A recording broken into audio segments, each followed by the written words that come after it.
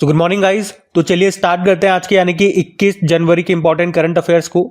तो आज का सबसे इंपॉर्टेंट प्रश्न ये रहा आपके सामने कि अभी हाल ही में इंडिया ओपन बैडमिंटन 2025 में पुरुष एकल का खिताब किसने जीत लिया, मेन सिंगल टाइटल। तो सही उत्तर हो जाएगा इसका तो विक्टर एक्सेलसेन।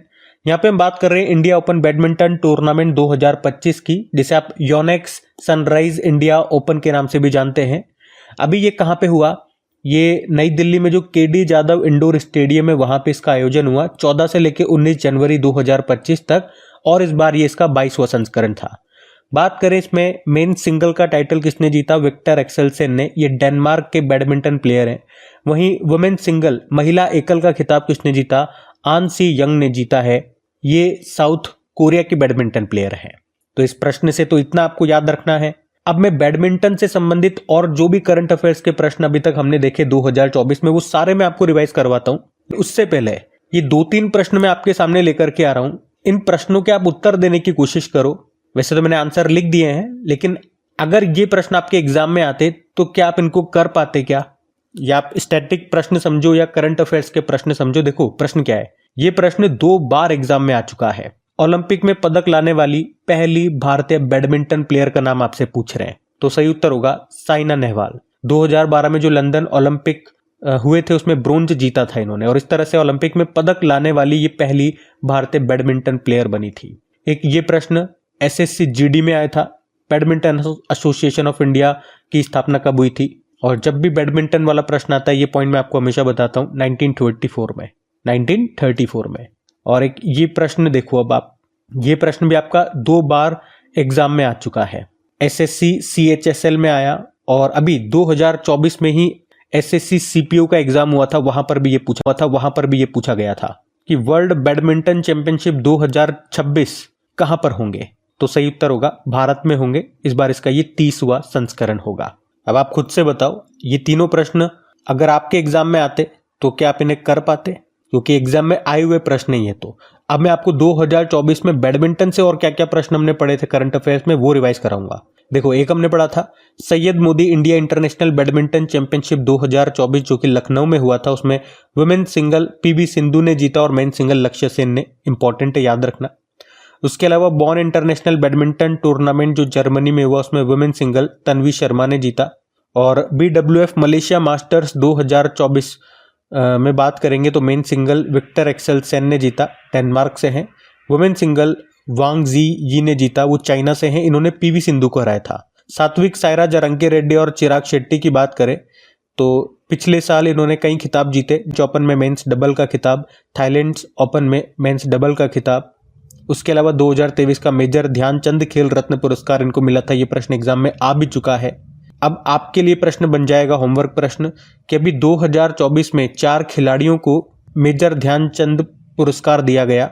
उन चारों खिलाड़ियों के नाम आपको लिखने हैं और उनका संबंध किस खेल से है ये भी आपको बताना है, क्योंकि ये इंपॉर्टेंट नाम है। याद नहीं है तो याद कर लो, लिख लिख के एग्जाम में आएगा ये। उसके अलावा बैडमिंटन एशिया टीम चैंपियनशिप 2024 जो मलेशिया में हुआ था उसमें इंडियन वुमेन टीम ने गोल्ड जीता था। और इस साल जो BWF world junior badminton championship है वो गुवाहाटी में होगा।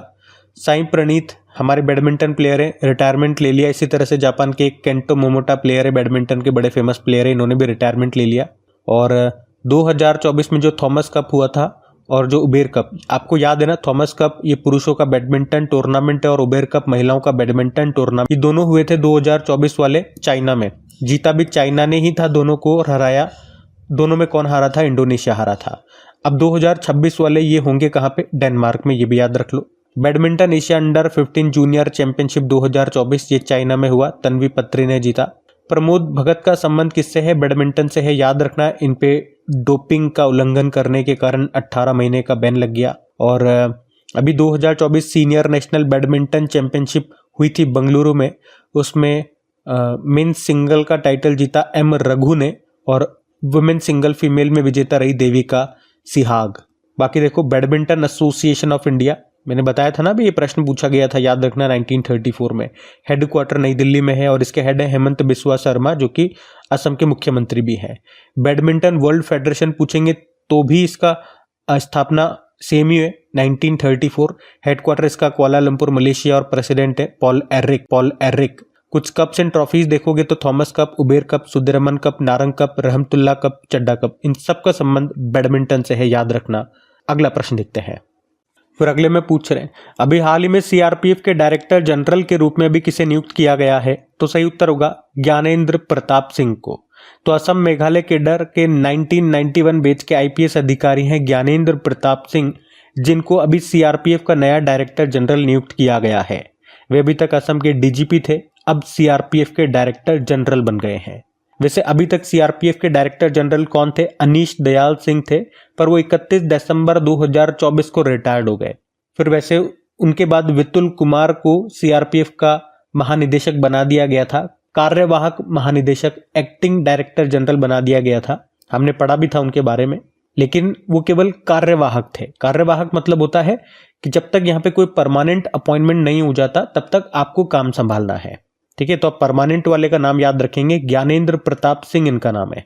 तो सीआरपीएफ की बात करें, यह आंतरिक सुरक्षा बनाए रखने और उग्रवाद से निपटने में महत्वपूर्ण भूमिका निभाता है। इसकी स्थापना वैसे 1939 में हुई थी, लेकिन उस वक्त क्राउन रिप्रेजेंटेटिव पुलिस के रूप में इसकी स्थापना होती है। फिर 1949 में इसका नाम सेंट्रल रिजर्व पुलिस फोर्स कर दिया गया। इसका मोटो होता है service and loyalty. Director general का नाम याद रखेंगे, ज्ञानेंद्र प्रताप सिंह है। अब ध्यान से सुना, इसी तरह के सारे इंपॉर्टेंट अपॉइंटमेंट्स मैं आपको रिवाइज कराऊंगा। जैसे कि सशस्त्र सीमा बल के भी बने थे Amrit Mohan Prasad, border security force के बने दलजीत सिंह चौधरी, और सीआईएसएफ के Rajvinder Singh Bhatti, national security guard के B Srinivasan, special protection group के आलोक शर्मा, आईटीबीपी के राहुल रसगोत्रा, एनसीसी के Gurbir Pal Singh, Indian coast guard के नए बन गए एस परमेश शिवमणि, एनडीआरएफ के पीयूष आनंद, आरपीएफ के मनोज यादव, होमगार्ड के राजेश निर्वाण, और असम राइफल्स के विकास लखेरा, नारकोटिक्स कंट्रोल ब्यूरो के अनुराग गर्ग, एयर चीफ मार्शल नए हैं, इसी साल बने, मतलब पिछले साल बने अमरप्रीत सिंह। उसी तरह से नेवल चीफ दिनेश कुमार त्रिपाठी और आर्मी चीफ उपेंद्र द्विवेदी, ये तीनों के तीनों पिछले साल ही नए बने हैं, तो इनके नाम याद रखना। अच्छा, एक अपॉइंटमेंट अब मैं आपसे पूछ लेता हूँ। इतने सारे मैंने आपको रिवाइज करा दिए, लगभग 17 इंपॉर्टेंट अपॉइंटमेंट हमने यहाँ रिवाइज करे। आप मुझे बताओ, 2 अपॉइंटमेंट पूछूंगा। एक तो आरबीआई के अभी नए गवर्नर कौन बने हैं और कौन से नंबर के हैं, और इसरो के नए अध्यक्ष कौन बने हैं और कौन से नंबर के हैं। दोनों ही बड़े ही महत्वपूर्ण अपॉइंटमेंट है, नियुक्तियां हैं, बताइए कौन बने। हम अगला प्रश्न देखते हैं। फिर अगले में पूछ रहे, अभी हाल ही में किसने अपनी नई बुक जिसका नाम है द वर्ल्ड आफ्टर गाजा, इसको लॉन्च किया है? तो सही उत्तर होगा पंकज मिश्रा ने। तो बुक का नाम है द वर्ल्ड आफ्टर गाजा, जिसके लेखक है पंकज मिश्रा। तो इस बुक में इन्होंने गाजा पट्टी में चल रहे युद्ध के बारे में बताया, उसके ऊपर ये बुक लिखी गई है, नाम से ही समझ में आ रहा है। और वैसे तो अभी आपने पढ़ा होगा, न्यूज़ वगैरह में देखा होगा, इजराइल और हमास के बीच युद्ध विराम लग चुका है।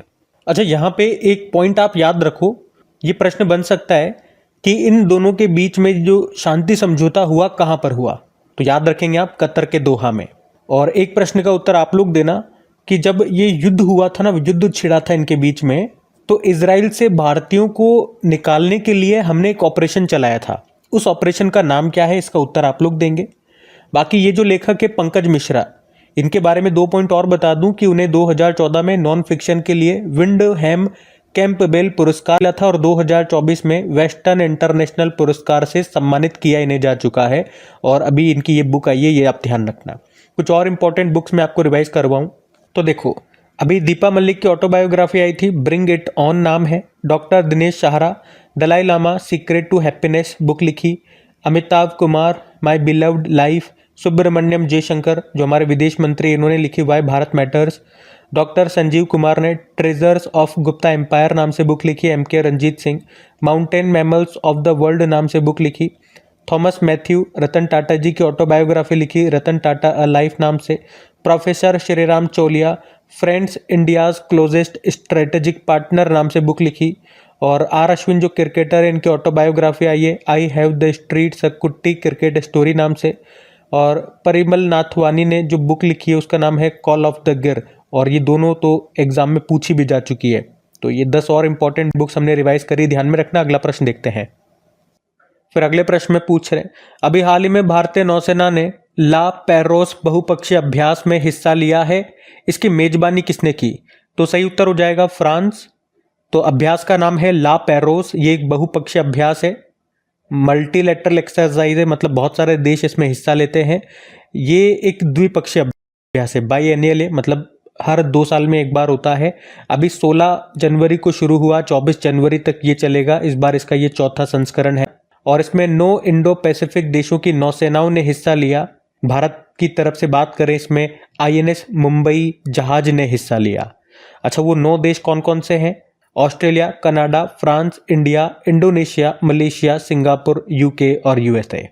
और बात करें ये हुआ कहाँ पे, तो ये मलक्का, सुंडा और लोम्बेक जलडमरू मध्य यानी कि स्ट्रेट में इसका आयोजन किया गया। और ये तीनों स्ट्रेट्स, ये तीनों जलडमरू मध्य हिंद महासागर में प्रवेश और निकासी के मार्ग हैं। ठीक है, तो इस एक्सरसाइज से जो जो प्रश्न बन सकते थे पॉइंट टू पॉइंट मैंने आपको सारी चीजें बता दी। एक बार थोड़ा सा इनको देख लेते हैं, ये स्टैटिक बन सकता है। जैसे कि मलक्का जलडमरू मध्य, जलडमरू मध्य होता है स्ट्रेट, आप अंग्रेजी में बोलोगे। तो मलक्का स्ट्रेट ये हिंद महासागर और प्रशांत महासागर को जोड़ता है। और कहाँ मिलेगा ये आपको?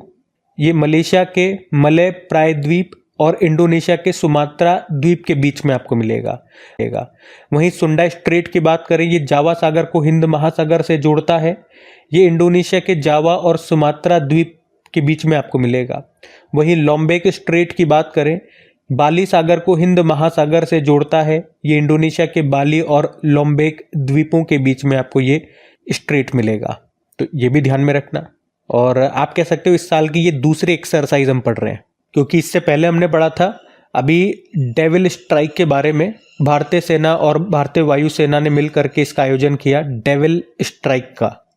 अब चलो 2024 की कुछ और मिलिट्री एक्सरसाइजेज में आपको रिवाइज कराऊं। मैंने कल भी आपको 10-15 रिवाइज कराई थी, आज और कराता हूं। एक मैत्री अभ्यास है, भारत और थाईलैंड के बीच में होता है। कहाँ पे? थाईलैंड में हुआ। उदार शक्ति अभ्यास भारत मलेशिया के बीच में हुआ, मलेशिया में। मित्र शक्ति भारत श्रीलंका के बीच में हुआ, श्रीलंका में। पर्वत प्रहार अभ्यास भारतीय सेना ने आयोजन किया लद्दाख में। खान क्वेस्ट अभ्यास ये बहुपक्षीय अभ्यास है। बहुपक्षीय मतलब समझ गए ना, बहुत सारे देशों ने हिस्सा लिया, भारत ने भी लिया। कहाँ पे हुआ? मंगोलिया में। और वरुण अभ्यास भारत फ्रांस के बीच में होता है, अभी ये भूमध्य सागर में हुआ। युद्ध अभ्यास भारत अमेरिका के बीच में हुआ, राजस्थान में। अल नजाह अभ्यास, अच्छा ये तीनों जो देखो, अल नजा हो गया, ईस्टर्न ब्रिज हो गया और नसीम अल बहर, ये तीनों भारत और ओमान के बीच में होते हैं। अल नजा ये आर्मी का अभ्यास है, ये ओमान में हुआ। ईस्टर्न ब्रिज ये एयरफोर्स का एक्सरसाइज है, ये भी ओमान में हुआ। और नसीम अल बहर ये नौसैन्य अभ्यास है, ये गोवा में हुआ था। उसके अलावा काजिंद अभ्यास भारत कजाकिस्तान के बीच में होता है, अभी उत्तराखंड में हुआ। मालाबार अभ्यास क्वाड देशों के बीच में होता है, क्वाड में 4 देश होते हैं, भारत, जापान, ऑस्ट्रेलिया और यूएसए, अभी विशाखापत्तनम में हुआ। और आपको बताइए क्वाड देशों की समिट पिछले साल अमेरिका में हुई थी, इस बार भारत में होगी। इप्सामार अभ्यास भारत, ब्राजील, साउथ अफ्रीका के बीच में हुआ था, साउथ अफ्रीका में। काकाडू अभ्यास इसका आयोजन ऑस्ट्रेलिया करता है, भारत ने भी हिस्सा लिया। और विनबैक्स अभ्यास वियतनाम और भारत के बीच में हुआ था, अभी अंबाला और चंडी मंदिर हरियाणा में। ठीक है, तो इतने हमने आज और रिवाइज किए, ध्यान में रखना। अगला प्रश्न देखते हैं। फिर अगले में पूछ रहे हैं, अभी हाल ही में 85वां अखिल भारतीय पीठासीन अधिकारी सम्मेलन का आयोजन कहाँ पे किया गया? इंग्लिश में बोलोगे तो all India presiding officers conference का आयोजन कहाँ पे हुआ? तो ये पटना में हुआ। 85वां नंबर का ये अखिल भारतीय पीठासीन अधिकारी सम्मेलन था, जिसका आयोजन पटना बिहार में हुआ। अभी 20 जनवरी को ही इसका आयोजन हुआ, जिसका उद्घाटन किया हमारे लोकसभा अध्यक्ष ओम बिरला ने। तो इसमें सभी राज्यों और यूनियन टेरिटरी केंद्र शासित प्रदेशों के पीठासीन अधिकारी और उपाध्यक्षों ने इसमें हिस्सा लिया। और थीम क्या थी? संविधान की 75वीं वर्षगांठ, संसद और राज्य विधानसभाओं का संवैधानिक मूल्यों को मजबूत करने में योगदान। चलो अब यहाँ पे कुछ इंपॉर्टेंट सम्मेलन हम रिवाइज करेंगे। तो एक तो याद रखना, world audio visual entertainment summit, ये भी फरवरी में होगा, भारत में होगा, नई दिल्ली में। पहली बार भारत इसको होस्ट करने वाला है, याद रखना। अभी 31वां राष्ट्रीय बाल विज्ञान कांग्रेस 2025 का आयोजन हुआ भोपाल में। ग्रामीण भारत महोत्सव 2025 अभी ये नई दिल्ली में हुआ। आदर्श वाक्य क्या है? गांव बढ़े तो देश बढ़े। 28वां राष्ट्रमंडल संसदीय सम्मेलन 2026 ये भारत में होगा। इंडिया एनर्जी वीक 2025 का आयोजन ये नई दिल्ली में होगा। काशी तमिल संगम 3.0 का आयोजन नई दिल्ली में हुआ, जिसका उद्घाटन किया धर्मेंद्र प्रधान ने, जो शिक्षा मंत्री है। इसका आयोजन भी शिक्षा मंत्रालय करता है। अभी 8वां इंडस फूड 2025 का आयोजन ग्रेटर नोएडा में हुआ। और 15वां एरो इंडिया 2025 का आयोजन ये बेंगलुरु में होगा फरवरी में।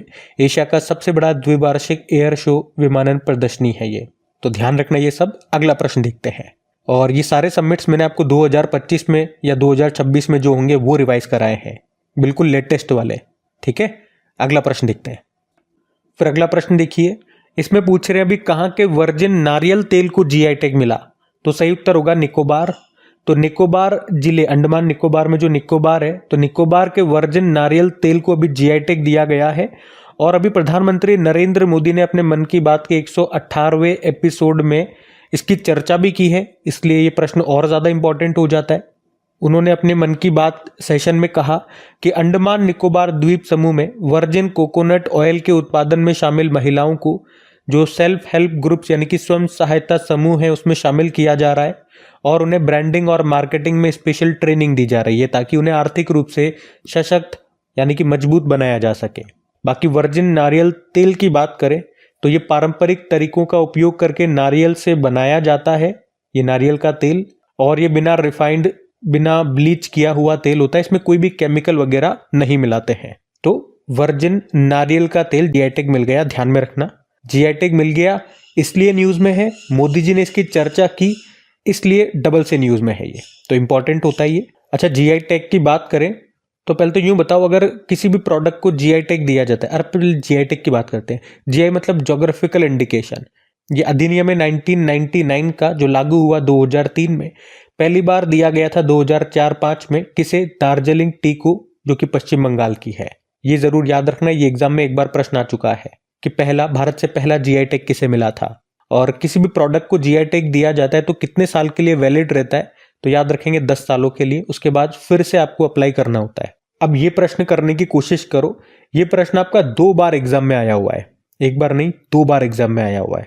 प्रश्न क्या है? कोकोनट ऑयल यानी कि वही नारियल का तेल में कौन सा एसिड पाया जाता है, तो सही उत्तर होगा लॉरिक एसिड।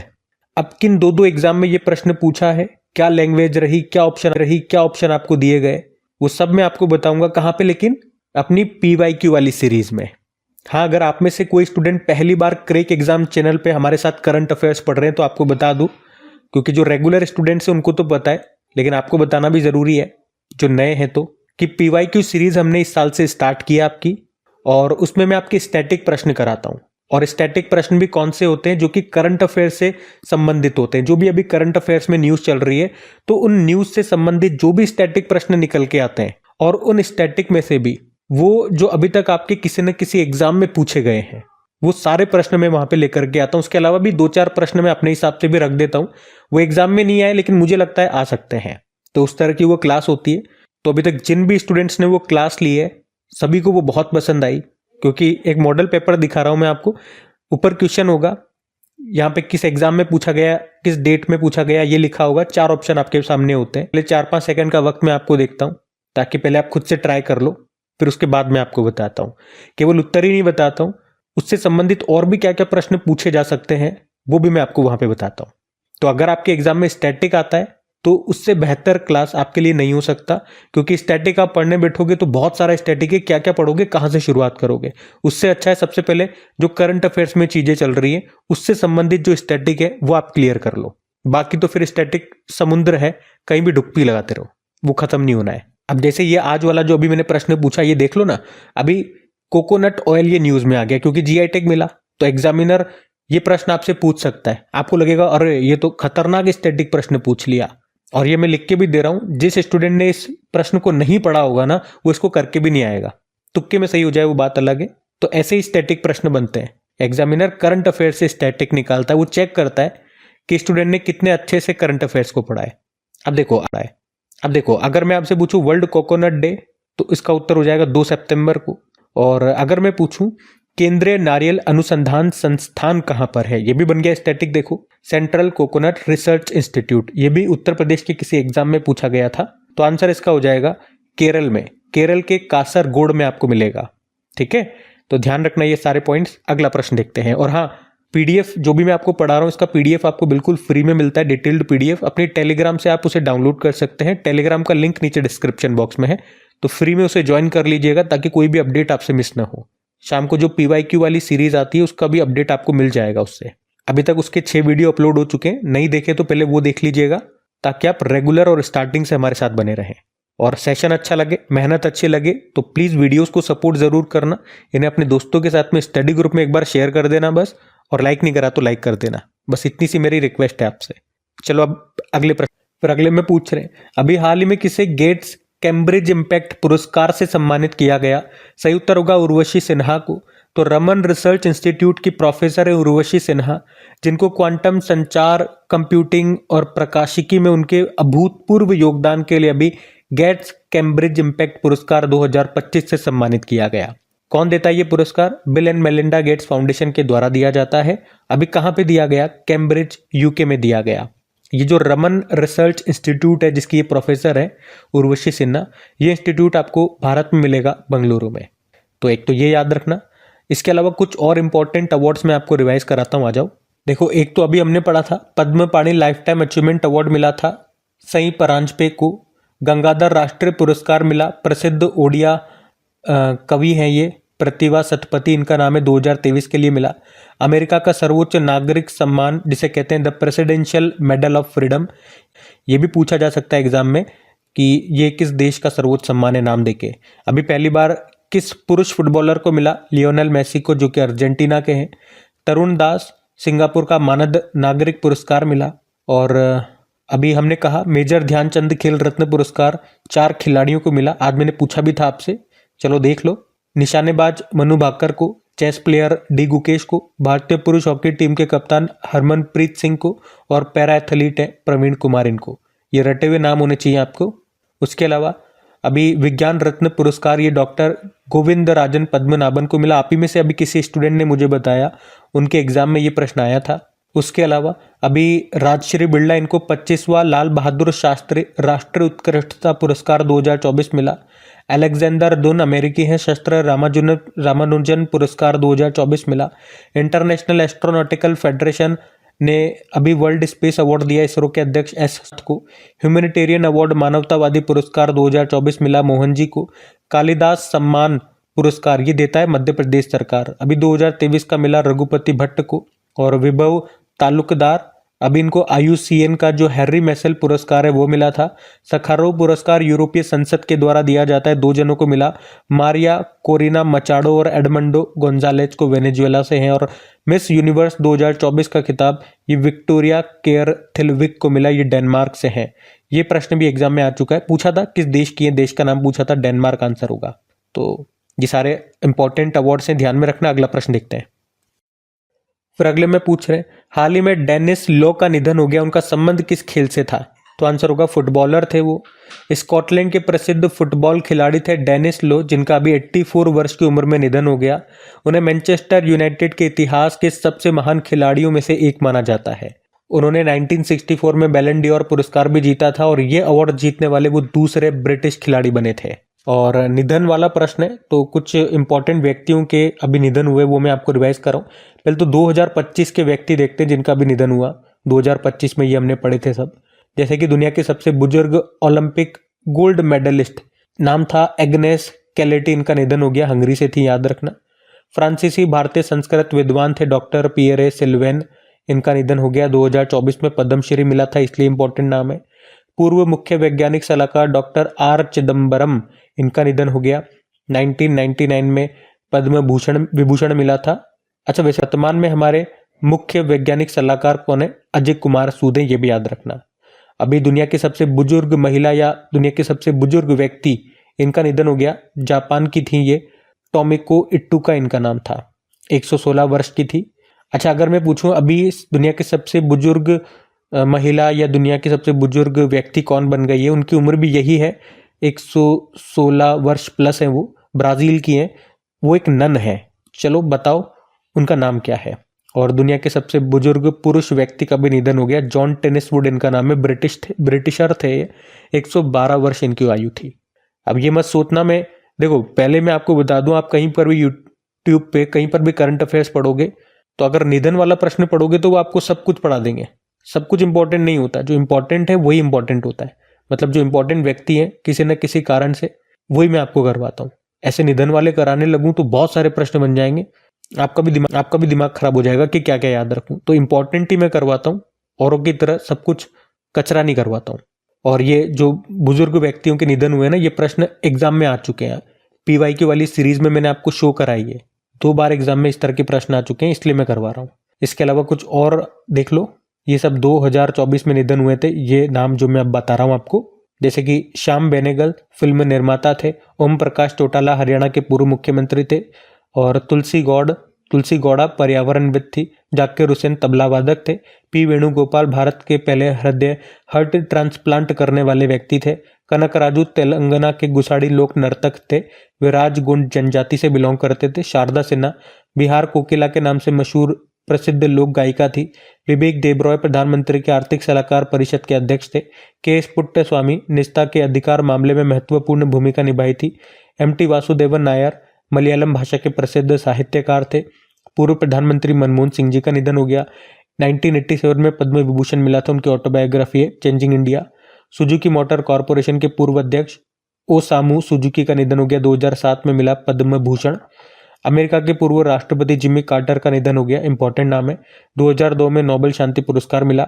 दुनिया की पहली मिस वर्ल्ड रही किकी हकनसन का निधन हो गया, स्वीडन से बिलोंग करती थी। ठीक है, ये भी ध्यान में रखना। अगला देखते हैं प्रश्न। फिर अगले में पूछ रहे हैं कि अभी 20 जनवरी 2025 को डोनाल्ड ट्रंप ने अमेरिका के 47वें नंबर के राष्ट्रपति के रूप में शपथ ले ली है, लेकिन मैं पूछ रहा हूं कि अमेरिका के उपराष्ट्रपति के रूप में किसने शपथ ली, कौन बन गए? तो सही उत्तर हो जाएगा जेडी वेंस। तो डोनाल्ड ट्रंप ये अमेरिका के 47वें नंबर के प्रेसिडेंट बन चुके हैं, और इस बार इन्होंने जो शपथ ली है ना, वो खराब मौसम में, बहुत नेगेटिव में चल रहा है वहां पे तापमान, और उस कारण से जो शपथ समारोह हुआ है वो 40 सालों में पहली बार खुले में न होकर के किसी बंद स्थान पे अंदर कमरे में इसका आयोजन हुआ। और भारत की तरफ से हमारे विदेश मंत्री सुब्रमण्यम जयशंकर जी ने यहाँ पे हिस्सा लिया। डोनाल्ड ट्रंप की दूसरी बार यहाँ के प्रेसिडेंट बन रहे हैं, आप सब जानते हो, पहले भी पढ़ चुके हैं इस तरह का प्रश्न, लेकिन अब ये प्रश्न मैं आपको इसलिए करा रहा हूँ, जो भी इंपॉर्टेंट और भी कैबिनेट में इनके जो मिनिस्टर से मंत्री बने वो भी एक बार देख लेते हैं हम। जैसे कि उपराष्ट्रपति याद रख लो आप, जेडी वेंस बने, रक्षा सचिव डिफेंस सेक्रेटरी ये पेट हेगसेथ बने, पेट बोल दो या पीट बोल दो, और विदेश मंत्री मार्को रूबियो। और कम से कम ये तो याद रखना, एक तो उपराष्ट्रपति, एक ये डिफेंस सेक्रेटरी और ये विदेश मंत्री, ये तो याद रखना ही रखना। बाकी ऊर्जा सचिव क्रिस राइट, FBI डायरेक्टर याद रख लो, काश पटेल बने हैं, और राष्ट्र खुफिया यानी कि नेशनल इंटेलिजेंस की जो डायरेक्टर है वो बनी है तुलसी गौबार्ड, ये भी याद रखना। और dog department of government efficiency के हेड बनाए गए एलन मस्क, और उनके साथी हैं विवेक रामास्वामी, ये भी ध्यान रखना। अच्छा, वैसे डोनाल्ड ट्रंप की पार्टी का नाम क्या है? रिपब्लिकन पार्टी, जिसका चुनाव चिन्ह होता है हाथी, हाथी लाल कलर का है। और जो पहले थे जो बाइडेन, उनकी पार्टी का नाम है डेमोक्रेटिक पार्टी, उसका चुनाव चिन्ह है गधा, वो नीले रंग का है, नीला लाल है। ठीक है, तो नीला हम बोल देते हैं, तो ध्यान रखना। ये अगला प्रश्न देखते हैं। फिर अगले में पूछ रहे हैं, हाल ही में राष्ट्रीय मानसिक स्वास्थ्य पुनर्वास संस्थान ये कहां पर स्थापित किया गया? तो आंसर होगा मध्य प्रदेश में। तो अभी मध्य प्रदेश के सीहोर में national institute of mental health rehabilitation का उद्घाटन किया गया। इसका उद्घाटन central social justice and empowerment minister हैं डॉक्टर वीरेंद्र कुमार, उन्होंने किया। और इसको बनाने में जो लागत आई है वो है 127 करोड़ रुपए। और उद्देश्य क्या है स्थापित करने का? मानसिक रोगियों के पुनर्वास और मानसिक स्वास्थ्य पुनर्वास सेवाओं का विकास करना, और दिव्यांगजनों के लिए मानसिक स्वास्थ्य सेवाओं का विकास और संवर्धन करना। ठीक है, तो ये ध्यान रखना। बाकी ये थी आज के आपके करंट अफेयर्स की क्लास। कमेंट करके जरूर बताइएगा सेशन आपको कैसा लगा। बाकी जो काम की बात थी मैंने आपको बता दिया, PDF मिल जाएगी टेलीग्राम पे। PYQ सीरीज स्टार्ट हो चुकी है।